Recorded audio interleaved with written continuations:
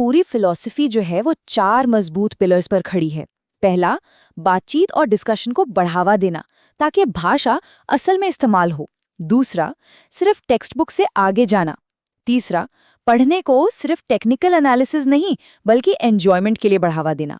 और चौथा, क्रिएटिविटी को जगाना, जैसे कि स्टूडेंट्स अपनी कहानियां और कविताएं बनाएं। ये सब मिलकर सीखने को एक एक्टिव एक्सपीरियंस बनाते हैं, पैसिव नहीं।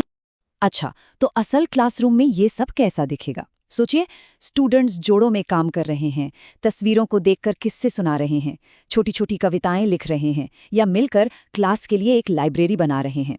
और सबसे ज़रूरी बात, एक ऐसा माहौल बनाना जहां गलतियां करने से डर ना लगे, क्योंकि असल सीख तो वहीं से शुरू होती है कि नहीं? अब इन सारे आइडियाज़ को एक्शन में देखने का टाइम है, और इसके लिए इस गाइड में लियो टॉल्स्टॉय की एक बहुत ही बढ़िया कहानी का इस्तेमाल किया गया है, जो इन सभी सिद्धांतों में जान डाल देती है। तो कहानी है एक राजा की जो 3 बड़े सवालों में उलझा हुआ है। उसका पहला सवाल है, किसी भी काम को शुरू करने का सबसे सही समय क्या है? उसका दूसरा सवाल, उसे किन लोगों की बात सुननी चाहिए? और तीसरा और शायद सबसे बड़ा सवाल, उसके लिए करने वाला सबसे ज़रूरी काम क्या है? ये ऐसे सवाल हैं जो शायद हम सबने भी कभी न कभी खुद से ज़रूर पूछे होंगे। अब होता यह है कि राजा को अपने दरबार में इन सवालों के जवाब मिलते नहीं हैं, तो वो एक बुद्धिमान सन्यासी के पास जाने का फैसला करता है। सन्यासी मतलब एक ऐसा इंसान जो दुनिया की भीड़भाड़ से दूर अकेले में एक बहुत ही सिंपल लाइफ जीता है। कहानी में आगे राजा को सीधे सीधे जवाब नहीं मिलते, बिल्कुल नहीं।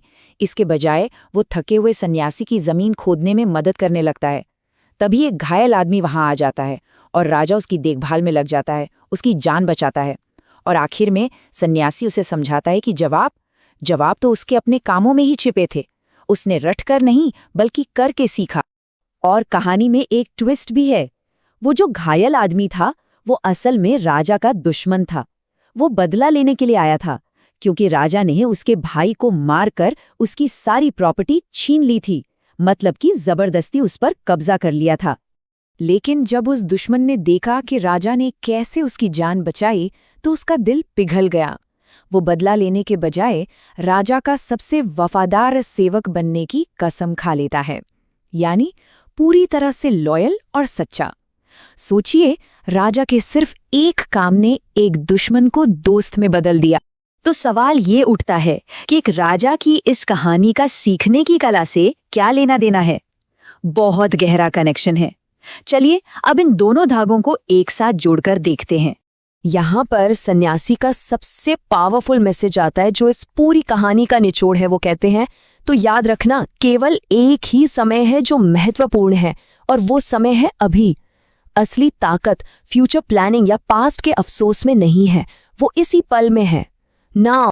तो राजा के उन 3 बड़े सवालों का जवाब एक ही जगह आकर मिलता है। सबसे जरूरी समय अभी, क्योंकि यही वो समय है जब हम कुछ कर सकते हैं।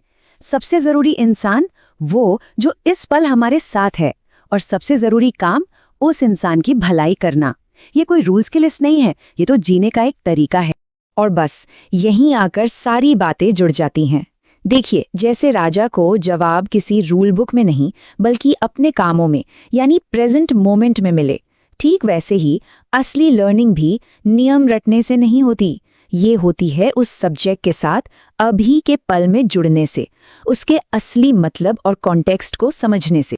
तो आखिर में ये एक सवाल सोचने लायक है कि अगर हम कुछ भी सीखते समय, चाहे वो कोई भाषा हो, कोई नया स्किल हो, कुछ भी हो, अगर हम नियमों से ज्यादा अभी पर, यानी उसके असल मतलब और उसके इस्तेमाल पर ध्यान दें, तो हमारे सीखने का पूरा नजरिया ही कैसे बदल सकता है।